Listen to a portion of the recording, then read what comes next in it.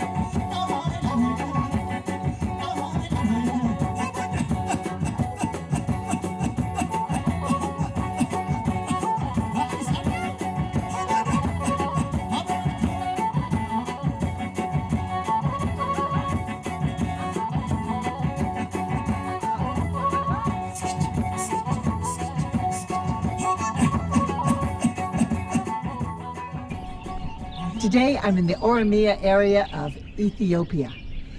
We're going to tour the Bale National Park here in the highlands of East Africa. This area has many endemic species, animals and plants found nowhere else. We're going to enjoy seeing the wildlife. We're at the headquarters for the Bale Mountains National Park, over 2,100 square kilometers.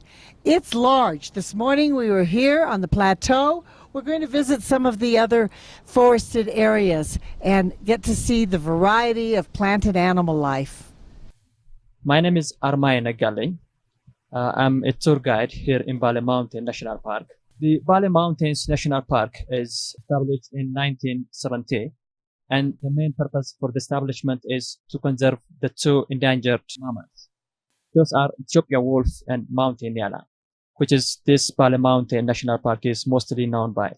The park it covers 2,165 kilometers square, and it's divided into 5 major parts, depends on its vegetational distribution. Now we are to the headquarters of the Bale Mountain National Park, and to this area there are 2 vegetation zones. That means the first vegetation zones of the park, those are the Geise grasslands, the northern part of the national park, and the other one is the woodland part of the park. So the third part of the national park is the Sanity Plateau, which is the largest Afro-alpine area in the continent. And the other one is the Harena Forest. The Harena Forest is the tropical rainforest. It's a kind of the largest cloud forest in Ethiopia. And the fifth part of the national park is the moorland part of the park.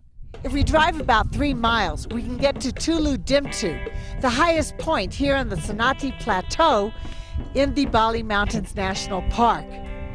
We're at over 11,000 feet, and everywhere we see the volcanic rock.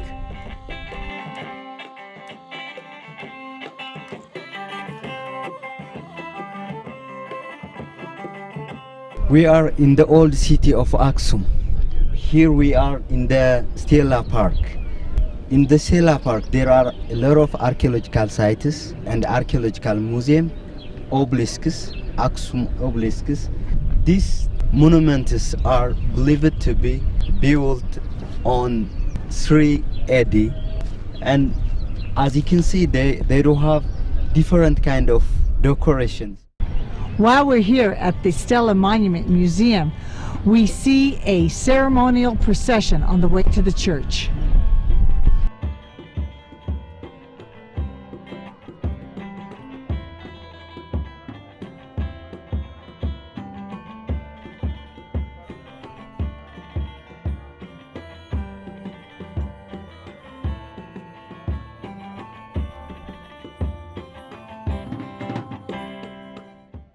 I'm at the tombs of Caleb and his son Gabriel Mescal.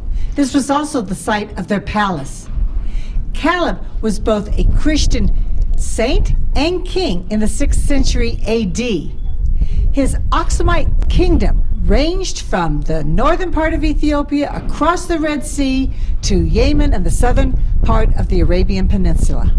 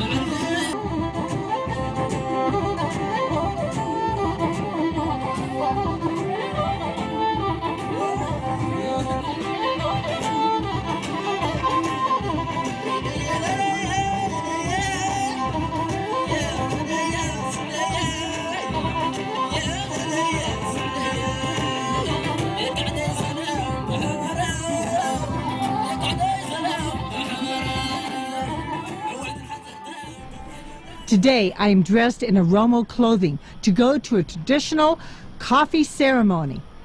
We're going to find out about coffee Arabica, see the plants, see the nursery, meet the people who grow the plants, and enjoy this wonderful drink. We're in the Choche area, and there is a special ceremony for us here at the place where coffee Arabica was originally discovered and developed. The villagers are gathering for us. I am so honored to be here with the other dignitaries. This is an exciting day.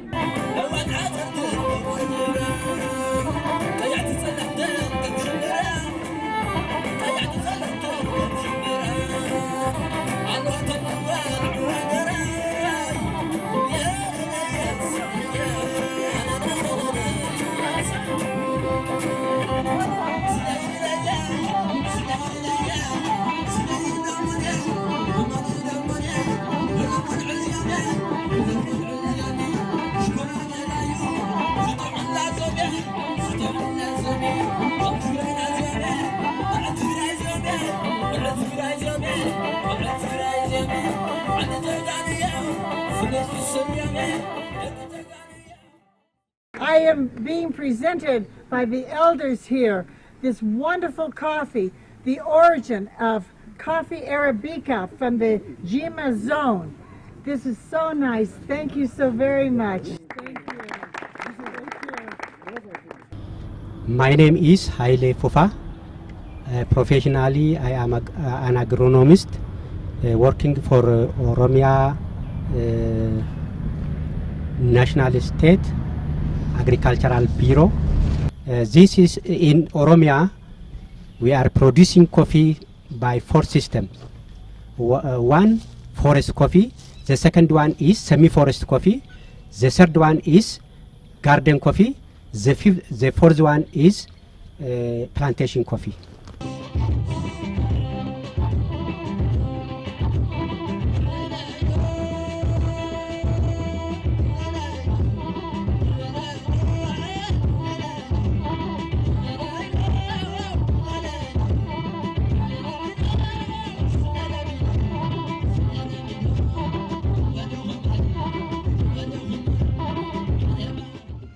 We are in one of the farmers' homes where they are raising bees and honey. Yeah. Could you tell us who you are and what is going on?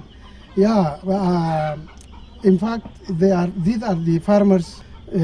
They are just producing honey together with the development of coffee. Do the bees help pollinate the coffee? Of course, yeah. So there's a very good symbiotic relationship. You need the bees if you're also going to have the honey. Yeah. And if you're also going to have the coffee. Yeah. This woman raises the bees that pollinate the coffee. And we are having the opportunity to eat organic honey. I actually saw the bees that made this. This is delicious. I don't need to eat anything else all day. It is so tasty. Fantastic. Thank you. Thank you. Let's go. Here in Mekelle, we begin our journey of the Tigray region. It is the start of the historic route of the ancient churches from the Ethiopian Orthodox Coptic Christian denomination. Until 100 years ago, this was the capital of Ethiopia. It is the second largest city in the country with about 350,000 people. About 40 years ago, there was a civil war that ended in 1991. The memorial behind me is in honor of the dead. Starting at 4 o'clock this morning, I heard the prayers, so I have come to St. Gabriel's, an Ethiopian Orthodox Coptic church, to see the faithful pray and receive blessings. The Ethiopian Orthodox Coptic Church is one of the oldest Christian denominations, and therefore they practice in a very old traditional way, with women on one side, men on the other. They pray against the walls. They also kneel in prayer.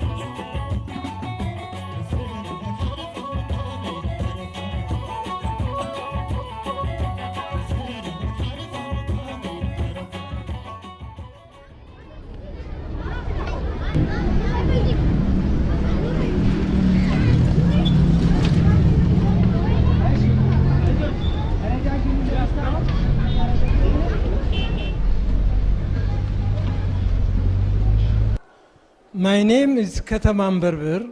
I'm working here in the Zoological Natural History Museum of Addis Ababa University. In our museum, we have around 13,000 specimens.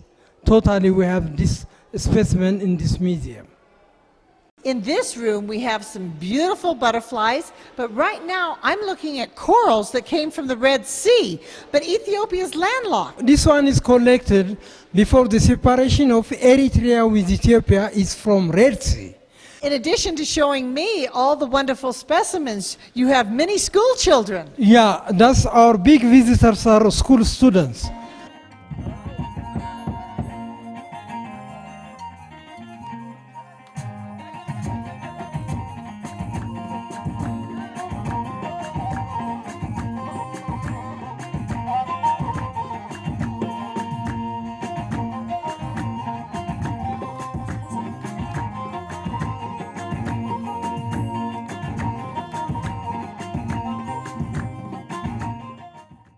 The National Museum of Ethiopia was established in 1944, especially to house archaeological collections. But it also has ethnographic collections and fossils and remains of early humans. Being here in Ethiopia, where Lucy, the earliest Homo, was discovered, gives one a sense of history of human beings. We see the skeletal parts that were uncovered, and then see how small she was. The Oromo Cultural Center in Addis Ababa shares the artifacts and history of the Oromo people, which is one of over 100 ethnic groups here in Ethiopia. The statues in front represent different stages of life in these people's culture.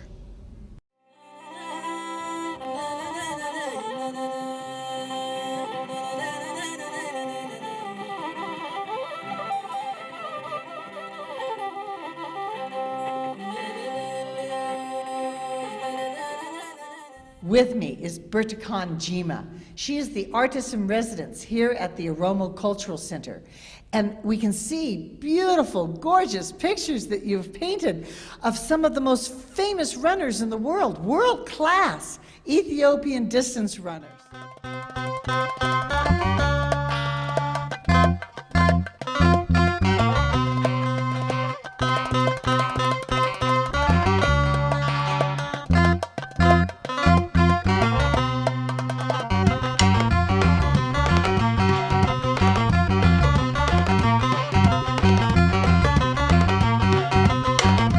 Tigray People's Liberation Front Museum honors the freedom fighters from the Civil War of 1975 to 1991 that made Ethiopia the democracy that it is now.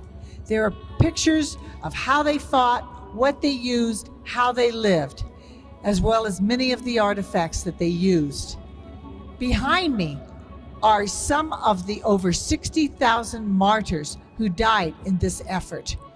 There were many different ethnic groups working together to make Ethiopia the democracy it is today.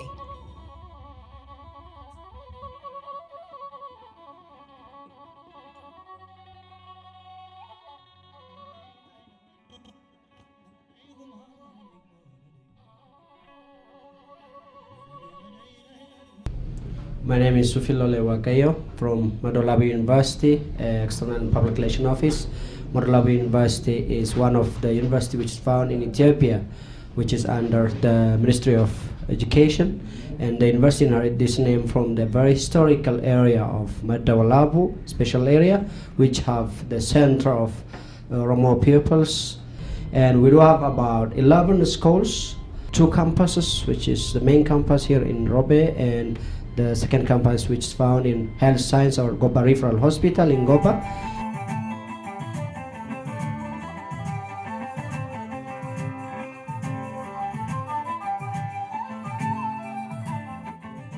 The Yeha settlement in the Abyssinian highlands of the Adwa Mountains was the center of the Diawat civilization around the 8th century BCE, predating the Aksumites. With the coming of Christianity, a church and monastery was built next to this temple, which is the oldest standing structure in sub-Saharan Africa. German and Ethiopian archaeologists are preserving this important historical site. The old town of Aksum is an internationally designated UNESCO Cultural Heritage Site. The Dungar Palace was excavated by a French archaeologist in the 1960s, and he determined that it dated to the 6th and 7th centuries AD. Other archaeologists found a lower floor plan that confirmed the tradition that this was the legendary Queen of Sheba's palace dating back 3,000 years.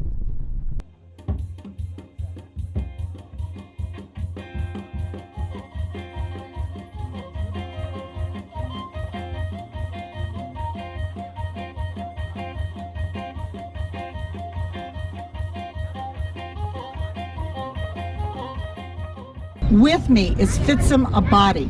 He is director of an elementary school that gets some of its support from the Give Me Education charity here in Ethiopia.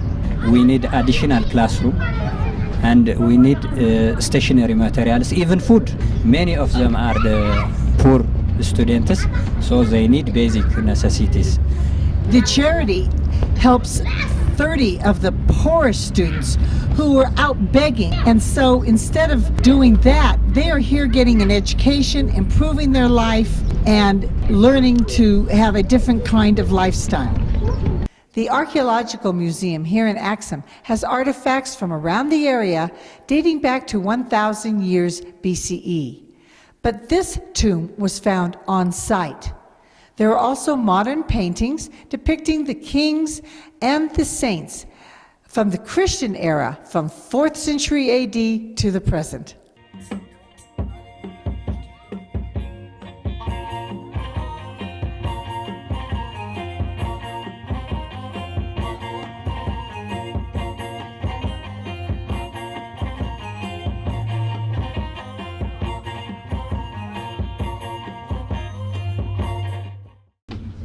First, I would like to thank my hosts for the absolutely wonderful experience that we have had here in Ethiopia.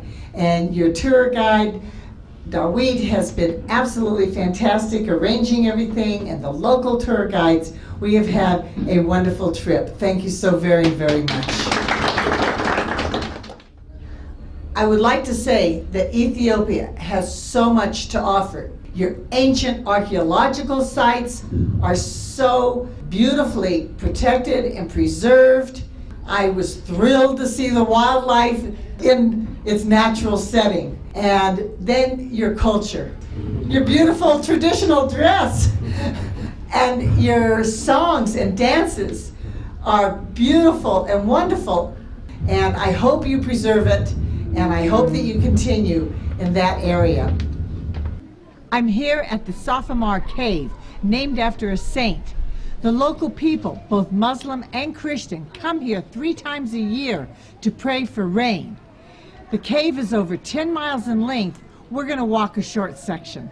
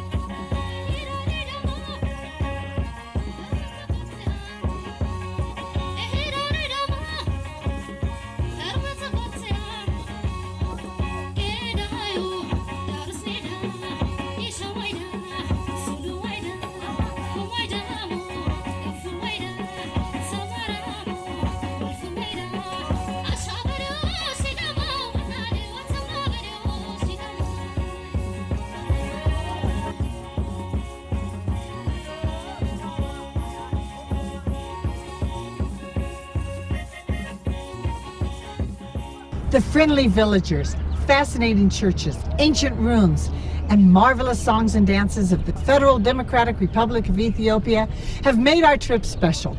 I look forward to coming back to visit more of this East African country. On behalf of Educational Communications and Eco News, I'm Nancy Perlman, wishing you a natural, unspoiled environment.